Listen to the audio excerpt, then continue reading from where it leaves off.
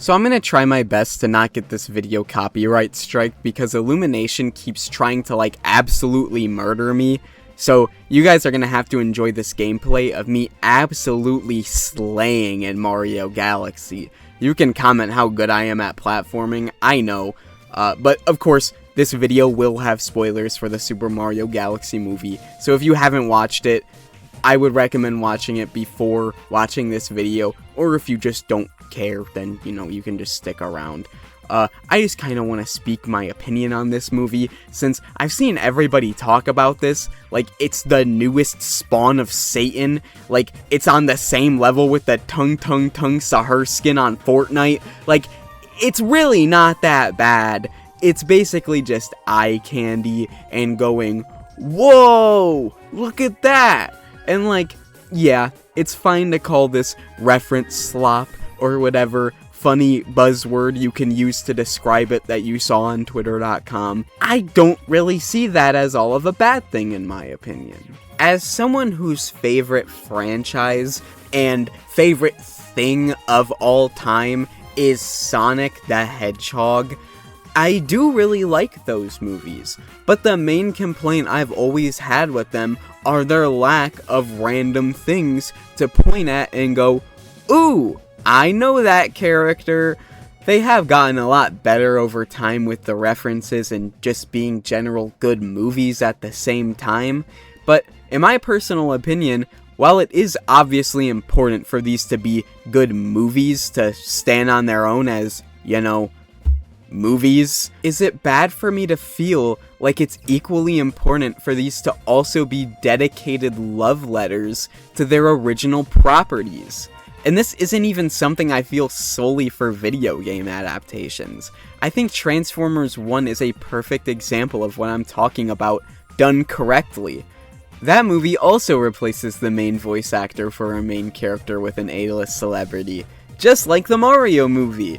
But the severe difference is, the fact that Chris Hemsworth sounds good.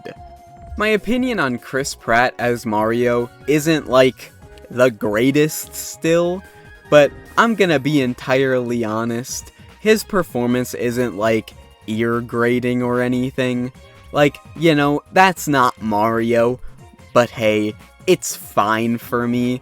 I think people kinda overreact about it, I'm not gonna lie, but even though I do think eye candy is an important piece of a movie adaptation of a pre-existing franchise, the main plot of the movie definitely is the most important part of any movie. And a lot of people throw around the excuse of, Mario games don't have deep plots, so did you really expect a Mario movie to have a deep one? Which, yeah, that's a completely fair argument, but I don't think it's a very good argument.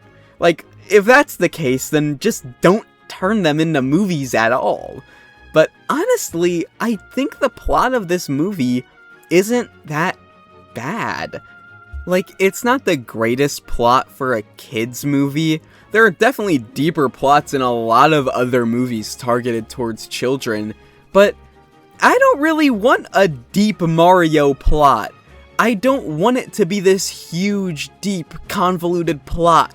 I just want a simple story that feels like a Mario story. And that's what this movie is.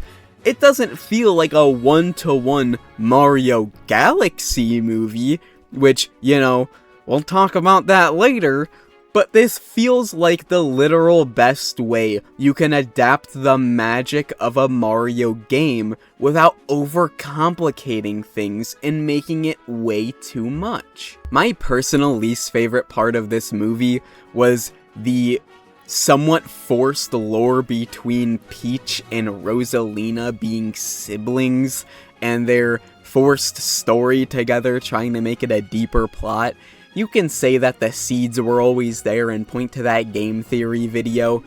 I don't think so. I think they kind of just pulled this out of their ass to try to make it seem like they had some deep, convoluted reveal for the movie.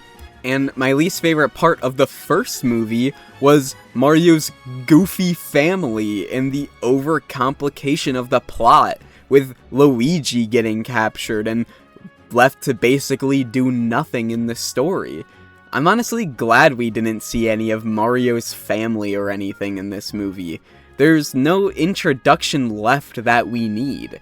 We don't need Mario fumbling around the Mushroom Kingdom for 30 minutes and getting introduced to his personal life.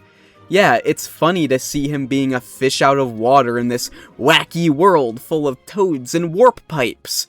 But like, Mario's 40 years old, and one of the most popular characters of all time. If we made a Mickey Mouse movie, we don't need to introduce him to Goofy and Donald and Pluto.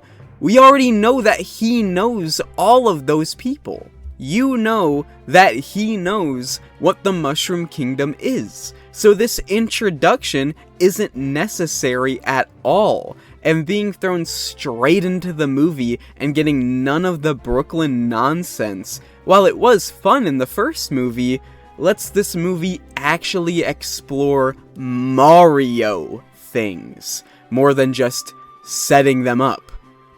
Except for when they don't explore Mario things and insert crossover things, but again, we'll get back to that later. Without a doubt, the biggest problem with this movie is the fact that it is named the Super Mario Galaxy movie. This obviously would make people expect this to be a one-to-one adaptation of Galaxy until 40% of the movie is Galaxy, 20% is Odyssey, 10% is Super Mario World, 10% is Mario Wonder, 10% is Mario 2 USA, and 10% is Super Smash Bros. I really think just naming this Super Mario Bros. 2 would have been a 10 times better marketing idea.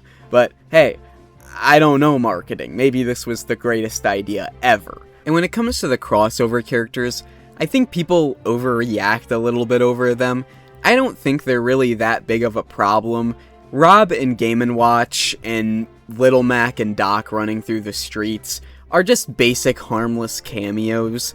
But like, man, as fun and cool as it was seeing Fox, his character 100% should have just been Lubba. This is literally a Mario Galaxy movie, but I mean, I'm not really gonna complain that much. Fox is a really fun character in this movie, but he's the only character that actually feels like an odd inclusion. He feels kind of out of place, but kind of in place at the same time.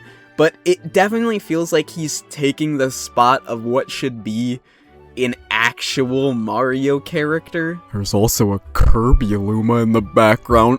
Oh. I don't know. While it isn't an amazing movie, or even an amazing video game movie, I think it is a really good movie. And calling it trash just seems a little bit harsh. Like, have you guys ever actually watched a bad movie before? This movie is far from unwatchable, and in my honest opinion, is a little bit better than the first movie. And don't take this video as me deflecting criticism away from the movie. Like, yeah, obviously the Super Mario Galaxy movie made by Illumination Entertainment isn't gonna be the best absolute peak of all cinema, but the way people have been treating this movie on social media, you would think Shigeru Miyamoto came to their house and killed their dog or something. The movie has plenty of flaws, but at the end of the day, for an Illumination movie about Mario, this is like literally the best outcome you can get, I think. Hopefully we see some improvement in the future and we don't get Mario and Luigi the movie, where Mario and Luigi express how much they love each other in the first 20 minutes, then get torn apart into two separate stories with Mario and Peach and Luigi and Daisy for 40 minutes, only to reunite and do one single bros attack in the final act of the movie, and we get a 15-minute side plot of Captain Falcon taking Luigi racing in his super fast car. But with how the Illumination Mario universe is going, that's probably exactly what we're gonna get in all honesty, but I'm perfectly fine with that, to be completely honest. Back to the Transformers analogy, these movies are like Transformers 1, but with significantly worse plot. But never forget, if they really didn't care, we could get a Transformers The Last Night Michael Bay Mario movie equivalent, or something like Pixels, or the first Sonic movie. Like, you Mario fans are fucking ungrateful. Imagine if Mario was a cartoon character in the passenger seat of a car with live-action human driving said car. Illumination made Hop. Don't think they didn't think about doing it. Mushroom Planet. Yes! Right. Okay, pal. Out you go. I'm sorry, what? Look, this is the worst possible time for me to get myself into trouble, okay? You asked me to save your life, I saved your life. Now please, go find your rings and your mushroom land. Hopefully I'm gonna wake up in a hospital bed and the doctor's gonna tell me that my colonoscopy was a big success, okay? So goodbye. Okay. Goodbye. Goodbye. I bet the Mario Galaxy movie would look pretty appetizing then, huh? I don't know. It's fine to think this movie isn't great. It's fine to think this movie is bad, even. But to call this movie trash is just a bit overkill, in my opinion. I do think Rosalina could have used more screen time. I do think the dinosaur scene was stupid. I do wish we spent more time with the Honey Queen. I do wish we just got a bit more Mario and Luigi dynamic, though I do think it is a lot better than the first movie. But even with wanting all of this, I'm still pretty fine with the product we ended up getting, and I'm still very hopeful for the future of these movies, as it does seem they actually took a lot of criticism from the first movie and worked on a lot of those shortcomings for this entry. And I hope that that just keeps carrying over and the next movie is absolutely perfect. But I'm gonna stop yapping. Let me know your opinions down below on what you thought about the movie, if you thought it was good, if you thought it was bad, what you would add to it, or what you would take out of it. I'm always curious about what you guys have to say, and I absolutely love reading through the comments. But, like I said, I'm gonna stop yapping now.